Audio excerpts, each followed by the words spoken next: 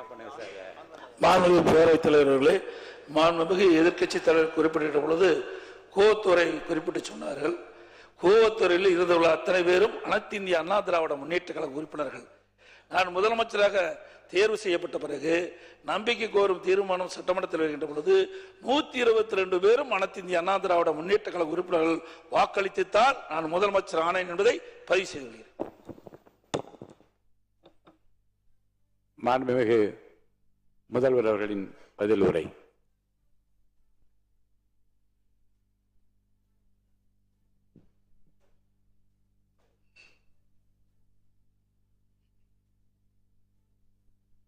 மாண்புமிகு பேரவைத் தலைவர் அவர்களே,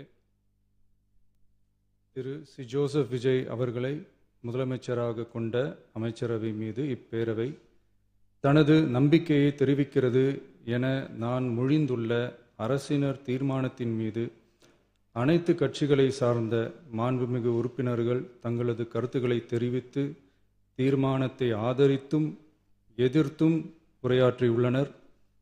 உரையாற்றிய உறுப்பினர்கள் அனைவருக்கும் என்னுடைய நன்றியை முதற்கண் தெரிவித்துக் கொள்கிறேன். இந்திய தேசிய காங்கிரஸ் கட்சி சார்பாக உரையாற்றிய மாண்புமிகு திரு சே. ராஜேஷ்குமார் அவர்கள் தீர்மானத்தை வரவேற்றதோடு மட்டுமல்லாமல் மதசார்பற்ற அரசுக்கான ஆதரவு என கூறினார்கள். நிச்சயமாக இந்த அரசு மதசார்பற்ற அரசாகத்தான் செயல்படும் என்கிற உறுதியை தெரிவித்துக் கொள்கிறேன்.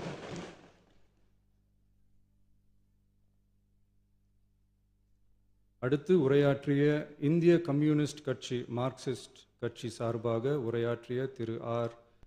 செல்லசுவாமி அவர்கள் இந்த தீர்மானத்தை வரவேற்று முழுமையான ஆதரவு தெரிவித்துள்ளார்கள்.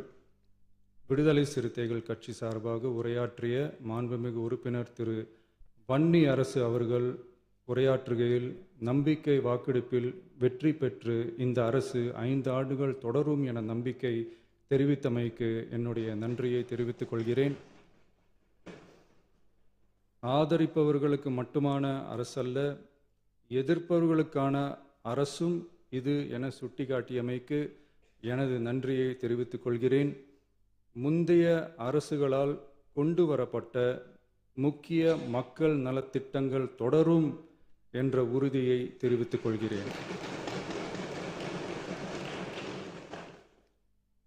இந்திய யூனியன் முஸ்லீம் லீக் கட்சியின் சார்பாக உரையாற்றிய மாண்புமிகு திரு ஆமு ஷாஜகான் அவர்கள் தீர்மானத்தை வரவேற்று வரலாற்று சாதனை இந்த அரசு படைக்கும் என வாழ்த்தியுள்ளார்கள்.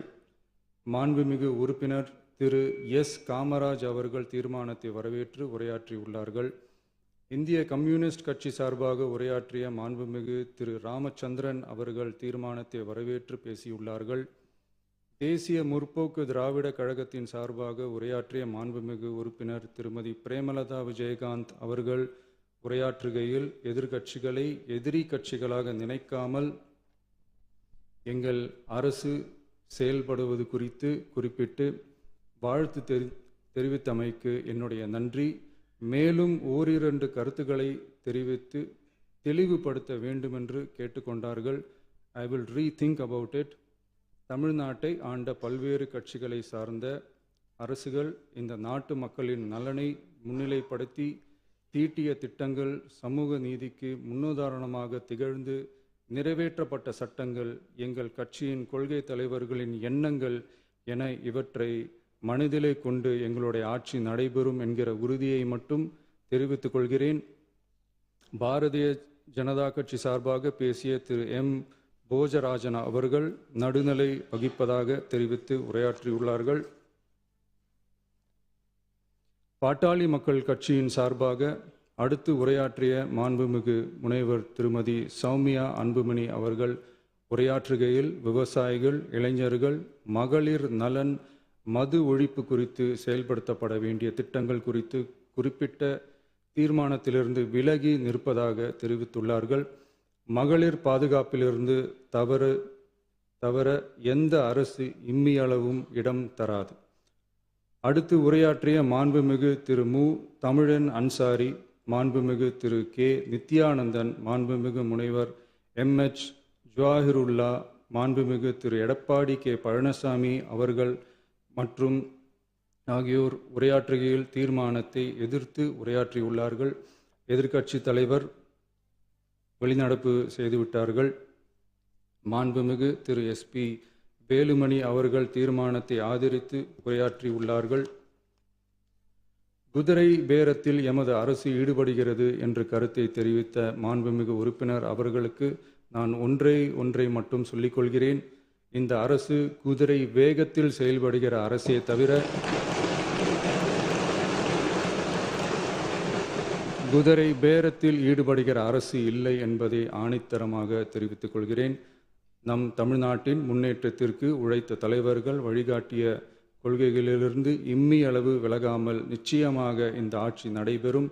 எனவே நான் மொழிந்துள்ள இத்தீர்மானத்தை மாண்புமிகு உறுப்பினர்கள் அனைவரும் ஏகமனதாக நிறைவேற்றித் தர வேண்டும் என்று கேட்டுக்கொண்டு அமர்கிறேன்.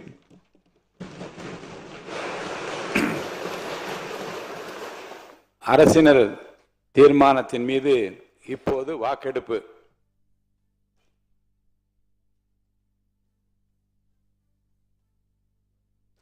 தமிழ்நாடு சட்டமன்ற பேரவை விதி 99 கீழ் ஒரு தீர்மானத்தை நிறைவேற்ற வாக்கெடுப்பிற்கான 2 நடைமுறைகளில் ஏதேனும் ஒரு முறையில் வாக்கெடுப்பு, அதாவது குரல் வாக்கெடுப்பு அல்லது எண்ணி கணிக்கும் வாக்கெடுப்பு முறையில் வாக்கெடுப்பு நடத்தப்பட வேண்டும் என விதிகளில் உள்ளது.